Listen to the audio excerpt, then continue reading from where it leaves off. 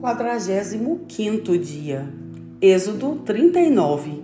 Com fios de lã azul, púrpura e vermelha foram feitas as roupas sagradas que os sacerdotes deveriam usar quando servissem no lugar santo. As roupas de sacerdote para Arão foram feitas como o Senhor havia ordenado a Moisés.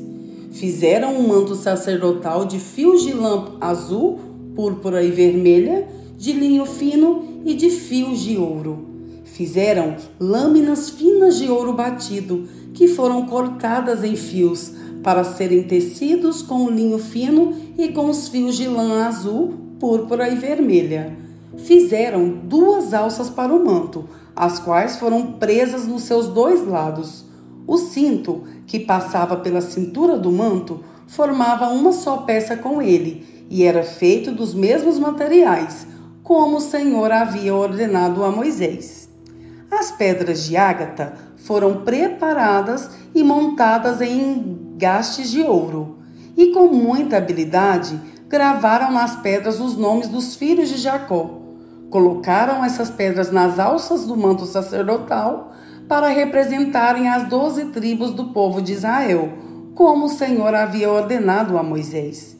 O peitoral foi feito como o manto sacerdotal. Eles o fizeram de fios de lã azul, púrpura e vermelha e de linho fino enfeitado com bordados. O peitoral era quadrado e dobrado em 2. Media 1 palmo de comprimento por 1 palmo de largura. Nele foram colocados 4 carreiras de pedras preciosas.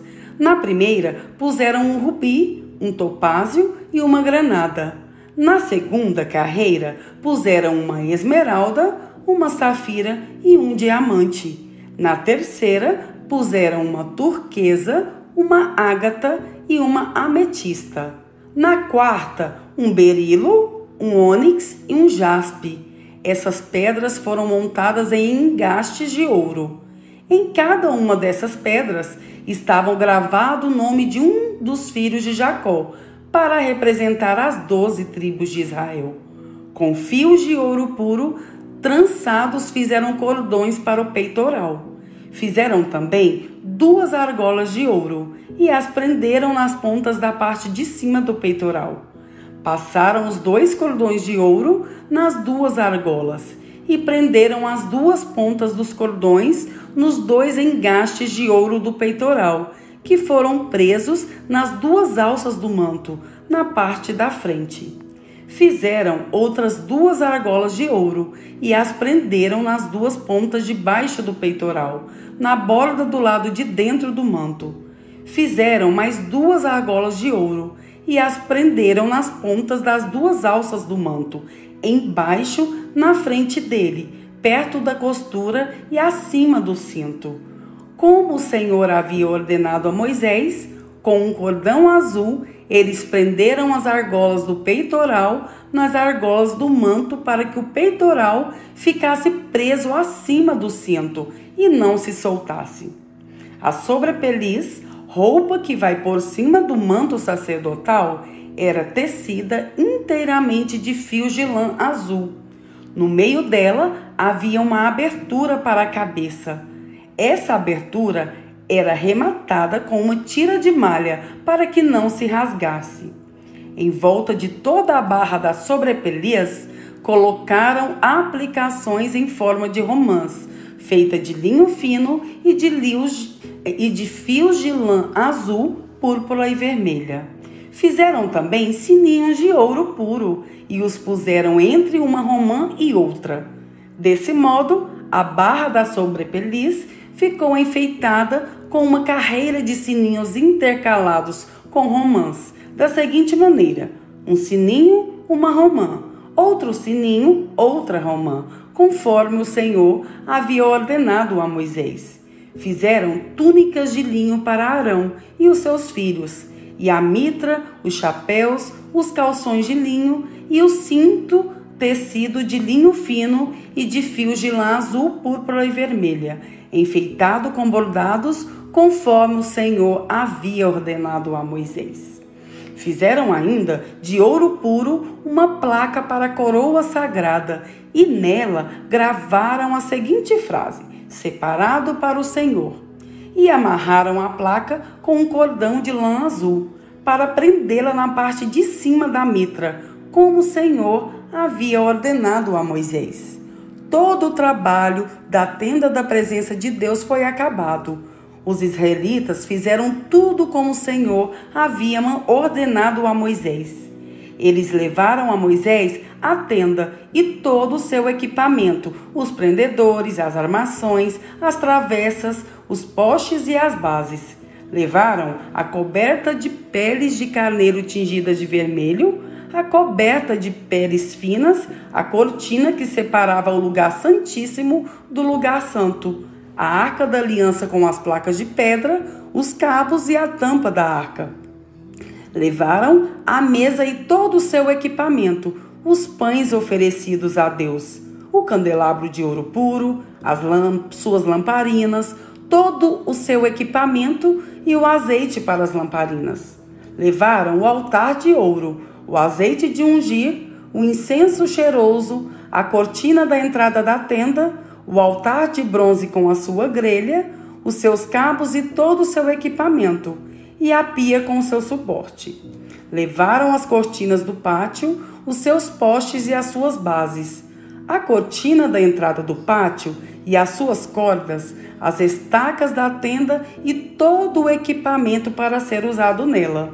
Levaram as roupas vistosas para os sacerdotes usarem no lugar santo, isto é, as roupas sagradas do sacerdote Arão e dos seus filhos. Os israelitas fizeram todo o trabalho como o Senhor havia ordenado a Moisés. Moisés examinou cada coisa e viu que eles tinham feito tudo de acordo com o que o Senhor havia ordenado. Então Moisés os abençoou. Êxodo 40. O Senhor Deus disse a Moisés: no primeiro dia do primeiro mês, arme a tenda da presença de Deus. Coloque na tenda a arca da aliança, onde estão guardadas as placas com os 10 mandamentos. E ponha a cortina na frente da arca. Ponha dentro da tenda a mesa e coloque em ordem as coisas que estão sobre ela. Ponha dentro da tenda o candelabro e monte as lamparinas. Ponha o altar de ouro para queimar incenso na frente da arca da aliança e pendure a cortina na entrada da tenda. E na frente da tenda, coloque o altar de queimar os sacrifícios. Ponha a pia entre a tenda e o altar e encha com água. Depois, arme o pátio ao redor da tenda e pendure a cortina na sua entrada. Então, pegue o azeite de ungir e unja a tenda e tudo que estiver nela. Desse modo, você a separará de mim e ela ficará sagrada. Depois, você ungirá o altar das ofertas a ser completamente queimadas e todos os seus utensílios. Assim, o altar ficará separado para mim e será muito sagrado. Do mesmo jeito, você ungirá a pia com o seu suporte e a separará para mim. Leve Arão e os filhos dele para a entrada da tenda e mande que se lavem. Vista Arão com as suas roupas de sacerdote, unja-o e o separe para mim, a fim de que me sirva como sacerdote. Traga os filhos dele e vista neles as túnicas. Em seguida, você os ungirá, como ungiu o pai deles, para que me sirvam como sacerdotes. Isso fará com que sejam sacerdotes para sempre. Moisés fez tudo como o Senhor havia ordenado. E assim, no primeiro dia do primeiro mês, quase um ano depois que os israelitas saíram do Egito, a tenda da presença de Deus foi armada. Moisés colocou as bases, as armações e as travessas e levantou os postes. Ele estendeu a cobertura sobre a tenda e colocou a cobertura de fora por cima dela, como o Senhor havia ordenado. Depois, pegou 2 placas de pedra e as colocou dentro da arca da aliança. enfiou os cabos nas argolas da arca e colocou a tampa nela. Então pôs a arca na tenda e, como o Senhor havia ordenado, pendurou a cortina entre o lugar santo e o lugar santíssimo, para que ninguém pudesse ver a arca. Moisés pôs a mesa na tenda, no lado norte, do lado de fora da cortina, e colocou sobre ela os pães oferecidos a Deus o Senhor, como ele havia ordenado. Moisés pôs o candelabro na tenda no lado sul, em frente da mesa, e ali, na presença do Senhor, ele acendeu as lamparinas, como o Senhor havia ordenado. Pôs o altar de ouro na tenda, em frente da cortina, e queimou o incenso cheiroso, como o Senhor havia ordenado. Pendurou a cortina na entrada da tenda e ali, em frente da cortina, colocou o altar para as ofertas que seriam completamente queimadas. Em cima do altar, ele apresentou as ofertas a serem queimadas e as ofertas de cereais, como o Senhor havia ordenado. Pôs a pia entre a tenda e o altar e a encheu com água. Nela, Moisés, Arão e os filhos de Arão lavavam os pés todas as vezes que entravam na tenda ou iam até o altar, como o Senhor havia ordenado. Moisés armou o pátio em volta da tenda e do pátio e pendurou a cortina na entrada do pátio. E assim ele terminou todo o trabalho. Então a nuvem cobriu a tenda e ela ficou cheia da glória de Deus o Senhor. Por isso, Moisés não pôde entrar nela. Os israelitas levavam o seu acampamento de um lugar para o outro somente quando a nuvem se levantava de cima da tenda. Mas, se a nuvem não se levantava, os israelitas não saíam dali até o dia em que ela se levantava. Em todas as suas viagens, eles podiam ver durante o dia a nuvem da presença do Senhor em cima da tenda, e durante a noite viam o fogo queimando em cima dela. Marcos 1. A boa notícia que fala a respeito de Jesus Cristo, Filho de Deus, começou a ser dada como o profeta Isaías tinha escrito. Ele escreveu o seguinte: Deus disse: Eu enviarei o meu mensageiro adiante de você para preparar o seu caminho. E o profeta escreveu também: Alguém está gritando no deserto: Preparem o caminho para o Senhor passar. Abram as estradas retas para ele. E foi bem assim que João Batista apareceu no deserto, batizando o povo e anunciando esta mensagem: Arrependam-se dos seus pecados e sejam batizados, que Deus perdoará vocês. Muitos moradores da região da Judeia e da cidade de Jerusalém iam ouvir João. Eles confessavam seus pecados e João os batizava no Rio Jordão. Ele usava uma roupa feita de pelos de camelo e um cinto de couro e comia gafanhotos e mel do mato. Ele dizia ao povo: Depois de mim vem alguém que é mais importante do que eu, e eu não mereço a honra de me abaixar e desamarrar as correias das sandálias dele. Eu batizo vocês com água, mas ele os batizará com o Espírito Santo. Nessa ocasião, Jesus veio de Nazaré, uma pequena cidade da região da Galileia, e foi batizado por João Batista no Rio Jordão. No momento em que estava saindo da água, Jesus viu o céu se abrir e o Espírito de Deus descer como uma pomba sobre ele. E do céu veio uma voz que disse: Tu és o meu filho querido e me dás muita alegria. Logo depois, o Espírito Santo fez com que Jesus fosse para o deserto. Jesus ficou lá durante 40 dias, sendo tentado por Satanás. Ali havia animais selvagens e os anjos cuidavam de Jesus. Depois que João foi preso, Jesus seguiu para a região da Galileia e ali anunciava a boa notícia que vem de Deus. Ele dizia: Chegou a hora e o reino de Deus está perto. Arrependam-se dos seus pecados e creiam no Evangelho. Jesus estava andando pela beira do lago da Galileia quando viu 2 pescadores. Era Simão e o seu irmão André, que estavam no lago, pescando com redes. Jesus lhes disse: venham comigo, que eu ensinarei vocês a pescar gente. Então, eles largaram logo as redes e foram com Jesus.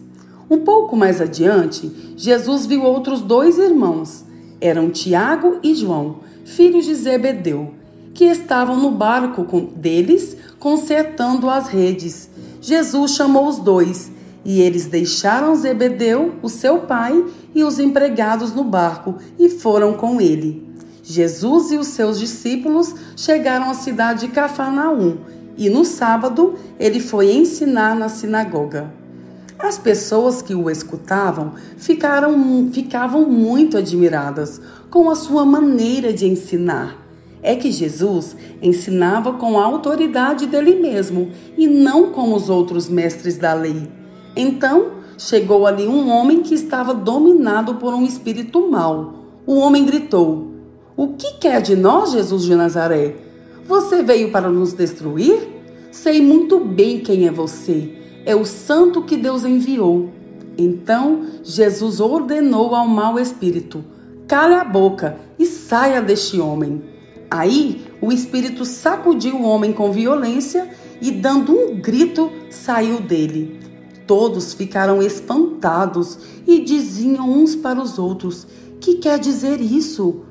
É um novo ensinamento dado com autoridade.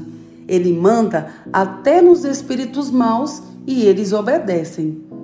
E a fama de Jesus se espalhou depressa por toda a região da Galileia.